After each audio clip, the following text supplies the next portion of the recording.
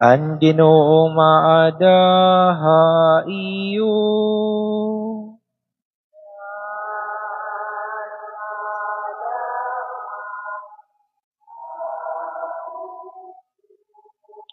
Pagbasa ti kangan Santos nga Ebanghelyo, sumala kan San Mateo.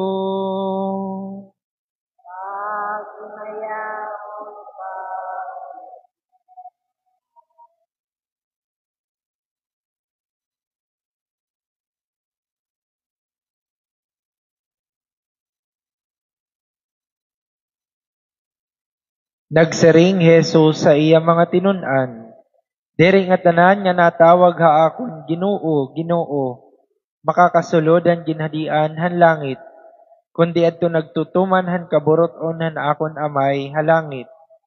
Sanglit, ang tagsa nga namamati ngan magtuman hininga akon mga pulong, masusuga din tawo nga may ada hibaro nga nagbalay habawbawhan bato. Inuranos, binaha ang mga salog, ngan inagmakan han makusog nga hangin adto nga balay. Kundi, waray mapukan, kay maupay ang katindog habawbaw habato.